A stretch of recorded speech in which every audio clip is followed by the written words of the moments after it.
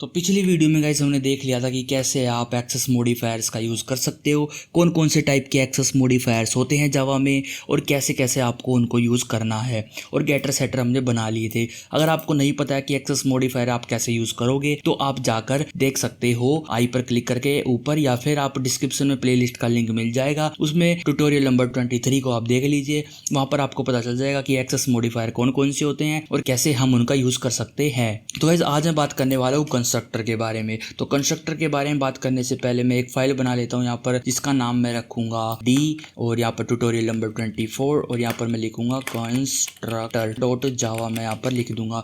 इस ओ को मैं छोटा कर देता हूँ, यहाँ पर ये ओ जो है वो बड़ा हो गया, और एंटर करता हूँ तो हमारी ये जो क्लास है ये बन के तैयार हो चुकी है। इसमें मैं क्या करता हूँ, एक मेन फंक्शन बनाता हूँ, और अब हम तैयार हैं कंस्ट्रक्टर बनाने के लिए। तो कंस्ट्रक्टर बनाने से पहले हमको एक क्लास बनानी पड़ेगी, और क्लास बनाने से पहले मैं चाहूंगा कि आप एक बार नोट्स पे नजर मार ले कि कैसे आप कंस्ट्रक्टर बनाएंगे। एक्सेस मॉडिफायर्स के बारे में हमने पिछले ट्यूटोरियल के अंदर जान लिया था। तो अब बात करते हैं कंस्ट्रक्टर इन जावा की। Constructor in a Java is a special method that is used to initialize objects. जो कंस्ट्रक्टर है गाइस वो एक स्पेशल मेथड है। मेथड मतलब आप समझ रहे हो, एक फंक्शन है स्पेशल जो कि ऑब्जेक्ट को इनिशियलाइज करने में काम आता है। तो the constructor is called when an object of class is created. आप क्या सोचते हो कि कोई फंक्शन अगर आपने बनाया है तो उसको आपको चलाना तो पड़ेगा ना, मतलब उसको आपको इन्वोक मतलब कि कॉल तो करना पड़ेगा ना। किसी फंक्शन को आप जब तक कॉल नहीं करोगे तब तक वो चलेगा नहीं, तो आपको फंक्शन को कॉल तो करना पड़ेगा। तो कंस्ट्रक्टर को आप कब कॉल करोगे? तो पहली बात तो ये, कंस्ट्रक्टर को आपको कॉल करने की जरूरत नहीं है। जैसे ही आप एक नया ऑब्जेक्ट बनाते हो किसी भी क्लास का, तो जो कंस्ट्रक्टर है वो ऑटोमेटिकली कॉल हो जाता है। यहाँ पर यही लिखा था, constructor is called when an object of class is created. तो इसका मतलब है जैसे ही क्लास का ऑब्जेक्ट क्रिएट होता है वहीं पर हमारा जो कंस्ट्रक्टर है वो कॉल हो जाता है। It can be used to set initial value for object attributes. इसका यूज गाइस, कंस्ट्रक्टर का यूज हम जब करते हैं जब हमको ऑब्जेक्ट के जो एट्रीब्यूट्स हैं उनको इनिशियल वैल्यू, अगर कुछ हमने स्टार्टिंग में वैल्यूज देनी हो ना, तो हम कंस्ट्रक्टर का यूज करते हैं। क्योंकि कंस्ट्रक्टर एक ही बार रन होता है, उसके बाद बार बार रन नहीं होता है। जब आप ऑब्जेक्ट बनाओगे उस ऑब्जेक्ट के लिए उसका कंस्ट्रक्टर एक ही बार स्टार्टिंग में रन होगा जब वो आप बनाओगे। तो in order to create a constructor we define a method with the same name as a class. Guys constructor बनाने के लिए आपको एक मेथड बनाना पड़ेगा, मतलब एक फंक्शन बनाना पड़ेगा। किसी भी क्लास में आप वो फंक्शन बना सकते हो, पर एक बात का ध्यान रखना कि वो जो फंक्शन है उसका नाम क्लास की नाम के बिल्कुल सेम होना चाहिए, तभी वो एज अ कंस्ट्रक्टर काम करेगा। तो ये आपका तरीका है कंस्ट्रक्टर बनाने का। यहाँ पर मैं आपको एक सिंटैक्स दे देता हूँ आपको, कि जैसे आपने स्टूडेंट क्लास बनाई, यहाँ पर उसके अंदर कुछ एट्रीब्यूट्स मतलब मेंबर डाले, जैसे कि मैंने इंटीजर रोल नंबर और स्ट्रिंग नेम डाला है, और उसके अंदर मैंने एक स्टूडेंट नाम का कंस्ट्रक्टर बना लिया। मतलब कि देखो इन दोनों का नाम सेम है,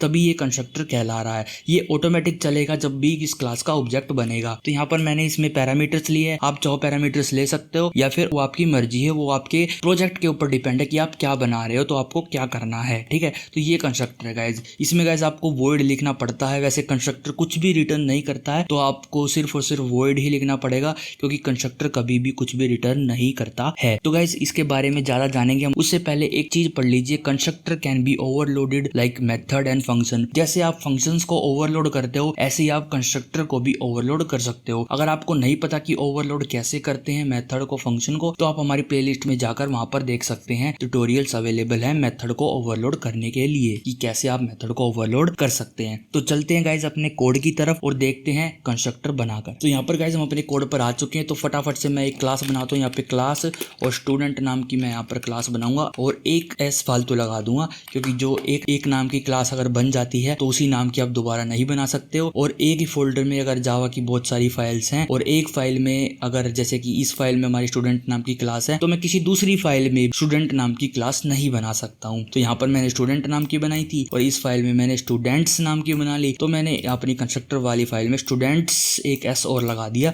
ये क्लास बना ली है। अब मैं इसके अंदर स्ट्रिंग दे दूंगा नेम, और यहाँ पर मैं एक इंट दे दूंगा रोल नंबर। ठीक है, ये दो चीजें मैंने दे दी। और एक मैं पब्लिक फंक्शन बनाऊंगा, पब्लिक, जो कि वॉइड होगा हमारा प्रिंट डिटेल के लिए, प्रिंट डिटेल्स के लिए। और मैं क्या करूंगा, इसको ब्रैकेट्स लगा के इस फंक्शन को बनाऊंगा यहाँ पर, और इसके अंदर ये पेस्ट कर दूंगा। मतलब कि ये क्या करेगा, हमारे नेम और रोल नंबर को प्रिंट कर देगा। अब बारी आती है गाइस कंस्ट्रक्टर की। तो सबसे पहले कंस्ट्रक्टर बनाने के लिए मैं आपको बता देता हूँ आपको क्या करना पड़ेगा। STUDENT स्टूडेंट्स का मतलब कि जो क्लास का नाम है वही आपको यहाँ पर लिखना पड़ेगा। फिर आपको लगाने पड़ेंगे ब्रैकेट्स। तो यहाँ पर देखो गाइस ये मैंने बना लिया है। ये देखो गाइस यहाँ पर मैंने आपको कहा था कि वर्ड लिखना पड़ेगा, पर जरूरी नहीं है अगर आप लिखो या ना लिखो, वो आपकी चॉइस, अगर आप वर्ड लिखोगे वैसे तो कोई प्रॉब्लम है नहीं, क्योंकि कंस्ट्रक्टर कभी भी कुछ भी रिटर्न नहीं करता है। This method has a constructor name, मतलब कि ये एक कंस्ट्रक्टर मेथड है, तो ये वैसे भी कभी भी कुछ भी रिटर्न नहीं करेगा, तो इसके आगे आपको कुछ लिखने की जरूरत है नहीं। पर अगर लिखोगे वर्ड लिख सकते हो, तो अगर आप इंट वगैरह लिखोगे तो यहाँ पर रेड लाइन आ जाएगी, मतलब कि आप ऐसे रिटर्न नहीं करवा सकते किसी भी कंस्ट्रक्टर से। वर्ड लिखने पर आपको वार्निंग आएगी कि भाई ये कंस्ट्रक्टर है, वर्ड लिखने से काम चल जाएगा, पर फिर भी क्यों लिख रहे हो, क्यों खामखा पागल हो रहे हो, आप मत लिखो ना। तो ये आपका कंस्ट्रक्टर है, आपको कुछ भी नहीं लिखना, बस एक सेम नाम का आपको फंक्शन बनाना है, वो आपका कंस्ट्रक्टर कहलाएगा। और गाइस मैं क्या करता हूँ, एक फंक्शन हम पिछले वाले ट्यूटोरियल में जाता हूँ मैं, और इसकी मैं यहाँ से कॉपी करके इसको मैं यहाँ पर पेस्ट कर लेता हूँ। अगर मान लो मैंने ये फंक्शन जो है खाली छोड़ दिया और मैं इसके अंदर बस एक साउट कर रहा हूँ कंस्ट्रक्टर स्टार्ट एंड डन, मतलब कि ये एक ही बार चलेगा और उसी वक्त बंद हो जाएगा, फिर उसके बाद कभी चलेगा भी नहीं। तो जैसे ही मैं इसका ऑब्जेक्ट बनाऊंगा ना वैसे ही चलेगा। देखो यहाँ पर जैसे ही मैं बनाता हूँ स्टूडेंट्स का, मैं ऑब्जेक्ट बनाता हूँ यहाँ पर ओबीजे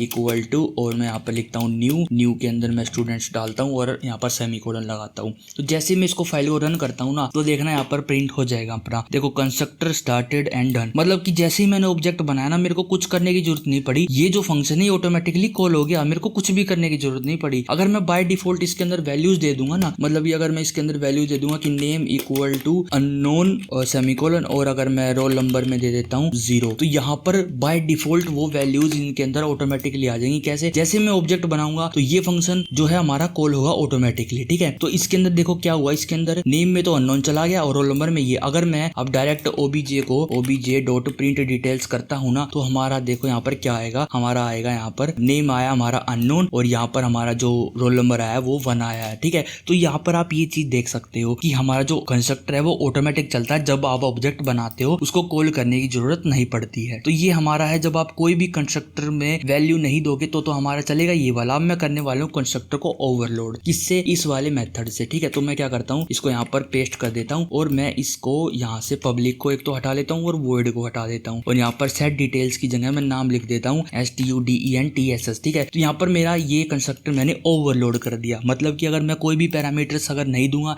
तो चलेगा ये वाला, और अगर मैं एक स्ट्रिंग दे दूंगा और एक टीचर यहाँ पर दे दूंगा तो चलेगा ये वाला, ठीक है। तो अगर मैं ऑब्जेक्ट बनाना चाहूँ इसको, तो मैं यहाँ पर कमेंट आउट कर देता हूँ एक बार के लिए, और मैं एक नया ऑब्जेक्ट यहाँ पर बनाता हूँ, जैसे कि मैं बनाता हूँ STUDENT स्टूडेंट्स का OBJ2 नाम से मैंने एक ऑब्जेक्ट बनाया न्यू और स्टूडेंट्स। यहाँ पर मैं अगर चाहूँ तो दे सकता हूँ कुछ, ठीक है। जैसे कि मैं यहाँ पर अगर नेम दे देता हूँ, वासु मैंने यहाँ पर दे दिया, और कोमा लगा के मैं एक इंटीजर भी दे दूंगा जिसकी वैल्यू मैं दूंगा 23, मतलब कि ये ऑटोमेटिकली देखो यहाँ पर इसने ले लिया है। और जैसे मैं अगर इनकी प्रिंट डिटेल करता हूँ OBJ2 डॉट प्रिंट डिटेल्स में यहाँ पर अगर करता हूँ, तो देखो हमारा जो काम है वो हो जाएगा। वो कैसे होगा, देखो वासु नेम में अपना वासु आ गया, रोल नंबर में 23। ये जो फंक्शन है स्टूडेंट्स, मतलब ये ऑटोमेटिकली कॉल हो गया, मतलब कि कंस्ट्रक्टर ऑटोमेटिकली बन गया, और जो कंस्ट्रक्टर में वेरिएबल पास किए थे वे आप यहाँ पर दोगे, तो वासु तो चला जाएगा इस एन के अंदर और 23 आ जाएगा इस आर के अंदर। तो यहाँ पर जो है दिस को मैं आपको बाद में समझाऊंगा, इसको आप चाहे तो हटा दो। अपने क्लास के मतलब कि ऑब्जेक्ट के नेम के अंदर यहाँ पर एन सेव हो जाएगा और आर जो है अपना रोल नंबर के अंदर सेव हो जाएगा।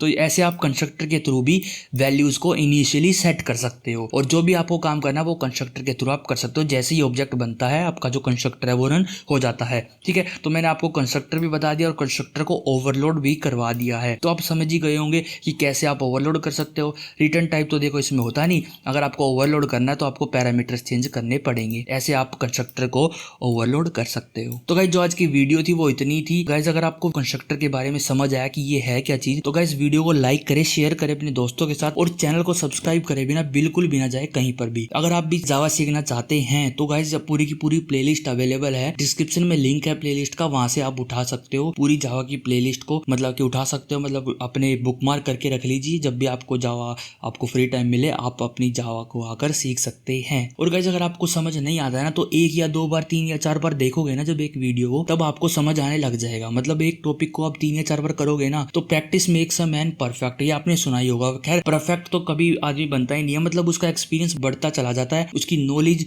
और उसकी प्रैक्टिस जो है ना प्रैक्टिस एक आदमी को उसी काम में बहुत अच्छा बना देती है। तो इसीलिए कहा गया practice makes a man perfect. तो गाइज यही है गाइज हमारी जो कंस्ट्रक्टर की जो नॉलेज थी वो मैंने आपको दे दी है। बाकी गाइज हम नेक्स्ट से शुरू करेंगे अपने इनहेरिटेंस के बारे में। तो एक बार मैं आपको नोट्स में दिखा देता हूँ। नोट्स में गाइज मैं आपको ये दिखाना चाहता था कि जो हमारी ये जो प्रेजेंटेशन है यहाँ पर खत्म हो चुकी है। यहाँ पर मैं आपको दिखा देता हूँ अपनी इस पूरे चैप्टर के अंदर आपको क्या क्या मैंने सिखाया है। यहाँ पर मैं आपको दिखाने वाला हूँ। 1 मिनट में बैक जा रहा हूँ अभी यहाँ पर। तो यहाँ पर मैंने आपको इंट्रोडक्शन दिया है ऑब्जेक्ट ओरिएंटेड प्रोग्रामिंग के बारे में और बेसिक कुछ टर्मिनोलॉजीज के बारे में बताया है ओप्स की। और यहाँ पर हमने अपनी फर्स्ट क्लास बनाई थी और मेथड डाले थे उसके अंदर। फिर हमने एक्सेस मॉडिफायर्स के बारे में पढ़ा, फिर हमने कंस्ट्रक्टर के बारे में पढ़ा इस वीडियो में। तो ये यहाँ पर 6 वीडियो आपकी बनी है, मतलब कि 1 इसकी, 2 इसकी, 1 इसकी, 1 इसकी, 1 इसकी, 3 और 3 6 यहाँ पर वीडियोस बनी है। इन 6 की 6 वीडियोस के अंदर जो नोट्स का लिंक है वो एक ही पीडीएफ का लिंक है। तो किसी से भी आप अगर डाउनलोड करते हो तो एक ही पीडीएफ है ये पूरी की पूरी आपको मिल जाएगी। पूरी की पूरी ये पीडीएफ एक ही है जिसके अंदर ये सारा चैप्टर अवेलेबल है। तो मैं चैप्टर वाइज नोट्स दे रहा हूँ, पीडीएफ एक होगी और उसमें जो वीडियोस है वे अलग अलग हो सकती हैं। तो यहाँ पर गाइज जो अपनी वीडियो है गाइज वो कंप्लीट होती है। गाइज प्रैक्टिस जरूर करें इनकी। बिना प्रैक्टिस के अगर आप वीडियो देख रहे हो तो बिल्कुल आपको मजा नहीं आने वाला है। मजे का मतलब कि आपको समझ तो आ जाएगा लेकिन आप फिर भूल जाओगे। तो इससे अच्छा आप नोट्स बनाओ, प्रैक्टिस करो, आपके लिए अच्छा रहेगा। तो गाइज मिलते हैं आपको फिर नेक्स्ट वीडियो के अंदर। तब तक के लिए guys thank you for watching, bye bye, see you in next video.